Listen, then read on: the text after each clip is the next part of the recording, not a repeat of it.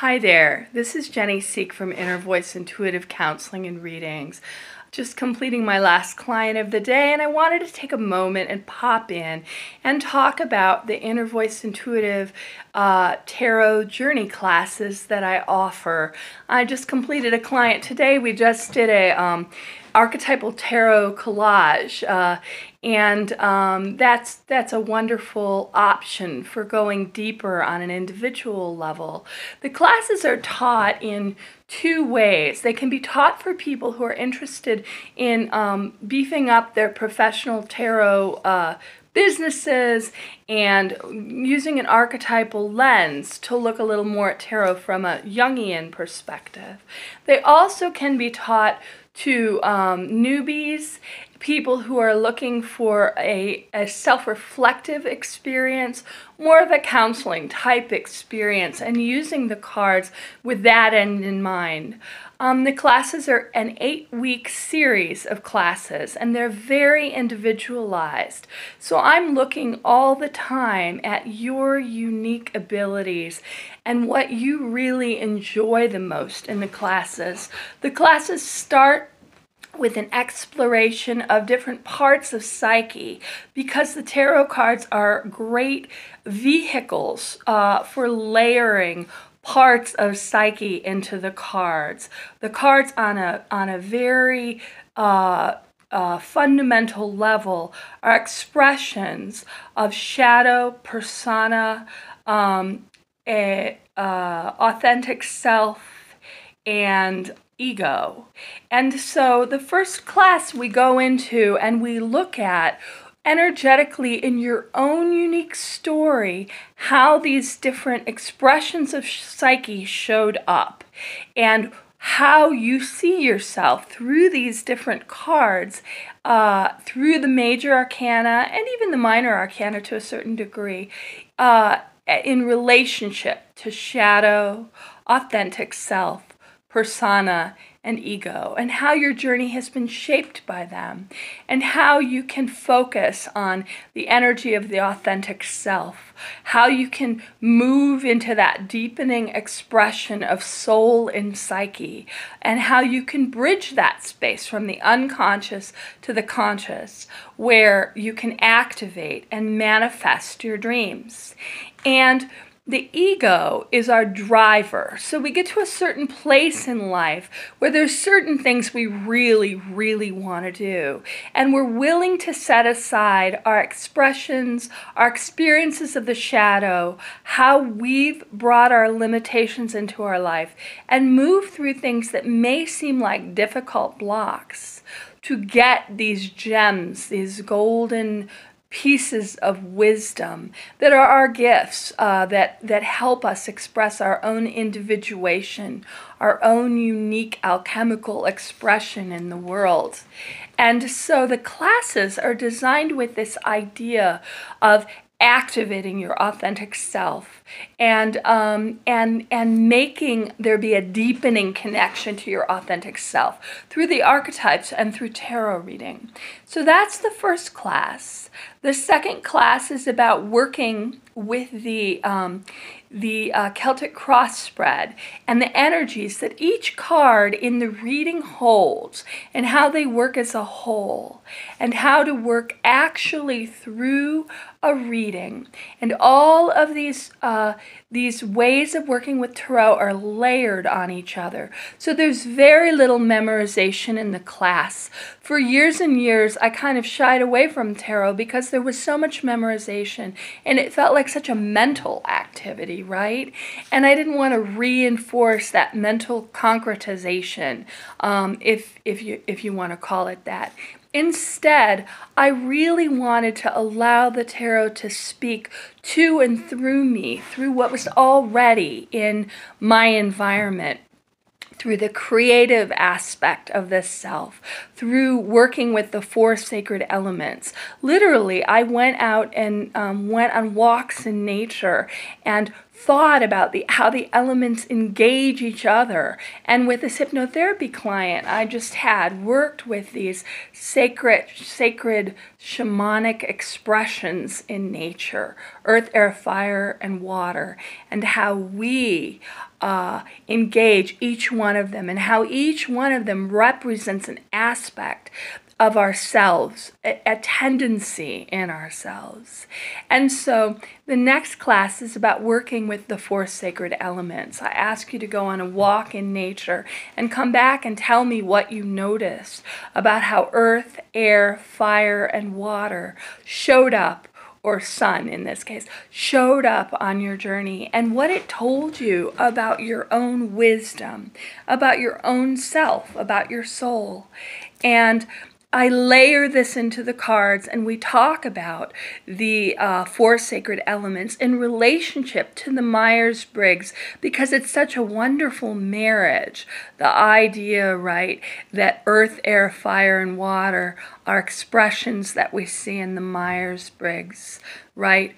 Earth is sensing, water is feeling, air is thinking, fire is intuiting. And so we do some work around that concept.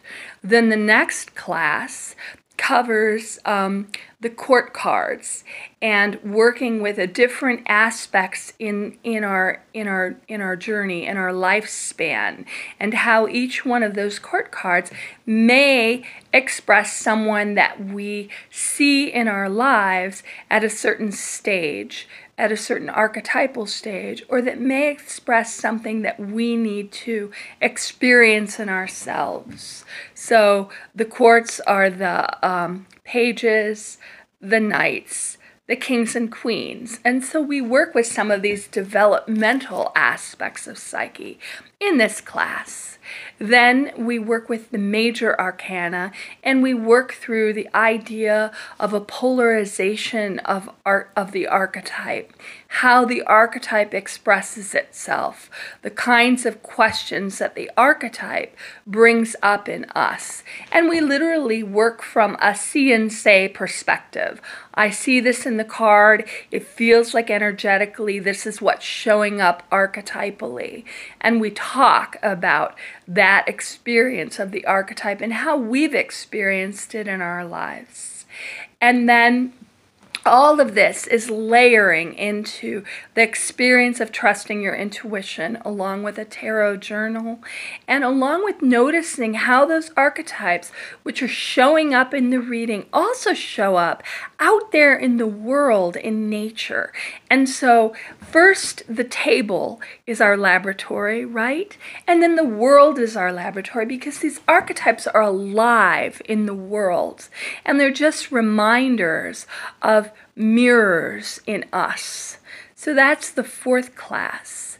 And then the 5th class is a numerology class. We look at the cards 1 through 9 or 1 through 10, and we talk about how these expressions show up in us, in the kinds of engagements that we like to have in our lives. Are we someone who's kind of a single person and a go-it-aloner and a lone wolf? That's the energy of the 1s. How do we engage the 2s? Do we do that in a competitive way, or do we do that in a complementary way? And what does that say about our own experience in psyche, our own story, and how can we transmute that energy? How can we have an alchemical experience and lift that space and move into a deeper expression of psyche that honors a cooperative model, right? And then we move into the later stages, and I think of it just kind of like telling a story, or like if you're reading a book, how you start with the introduction of the characters and how you get to the denouement, the tension in the story.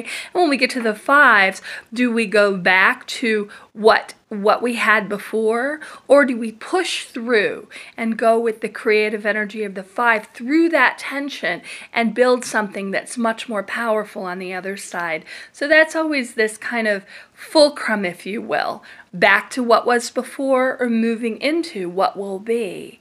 And also that brings up the questions about the internal hmms or ahas that we get. Is it an aha yes or is it an aha no? And that expects us to move into this realm of the self, this deep intuitive feeling toned place in the self, and ask these questions on an intuitive level, which becomes easier and easier as we're engaging the archetypes and following the energy of psyche and following our intuition forward. So we're asking these deep, very subtle questions of psyche in our own lives, and we're asking them in the readings that we're doing with the tarot.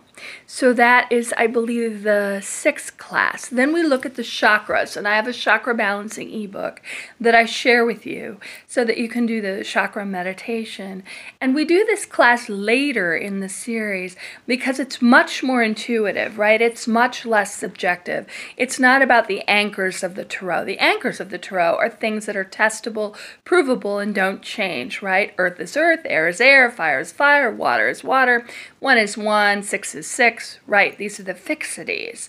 But when we get to the chakras, each card in the tarot has more than one color. And so this really requires us to go to this, what Jung calls the feeling toned place, and notice what we feel in connection with the cards. Is this about the base chakra? Does the red stick out? Is it about tribe? Does it relate to tribe? Does it relate to grounding? Or maybe it's about the yellow part in that card, which is about will and about activation of authenticity. And or maybe it's about the blue. Maybe it's about the throat chakra. And that's about asking ourselves to live more creatively and listening to what comes up and being able to ask for what we want in the world to activate our truth on a larger level. So you see how this is a much more subjective relationship to the cards. And so that's why that comes later in the class. And then the last class is your choice. And I've had people do all different things for this. But you have the option. You can either watch a movie, and we watch that separately and then come together on it and do a reading for one of the characters in the movie. And that's a wonderful way to connect with the imaginal realm because we're imagining who our client may be. I've even had people do Monsters, Inc. So you can really work with archetypal characters that aren't even in the three-dimensional world if that interests you. What we're doing at this point is tweaking all of our experiences and relationships with our deep felt sense, with the elements, with the energy of sacred numbers, and we're strengthening that intuitive muscle as we do this. So you can do that. Or you can do an archetypal collage like my client did today and pick a card that speaks to you on your journey and do a felt sense collage, which is about this energy coming up and speaking to us, bubbling up from inside the self, but also coming together with the synchronicity principle, what we're feeling drawn to cut out in the magazines and things like that. And I usually use National Geographic magazines because those are a really great archetypal span. In women's magazines and things like that, we get like a lot of ads about what we should do and how to be beautiful and a lot of kind of, tropes about or stereotypes about what we should want.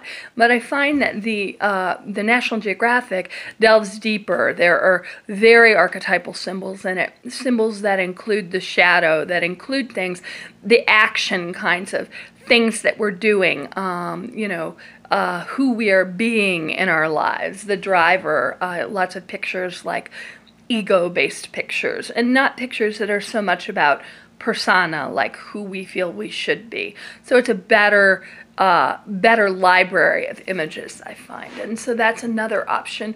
Or for those who really want to, you can just work with the tarot cards again and do a reading with all of these layered ways of looking at the cards. So those are the options, but the thing that makes these classes truly unique is that I really notice, I really tune in, and I ask you questions that push you in a direction that help to activate your intuition more.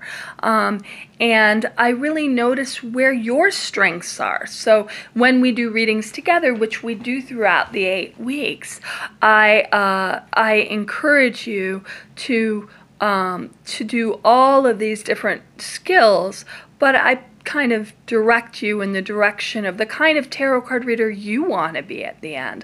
I don't want you to be a carbon copy of me. I'm so not interested in that.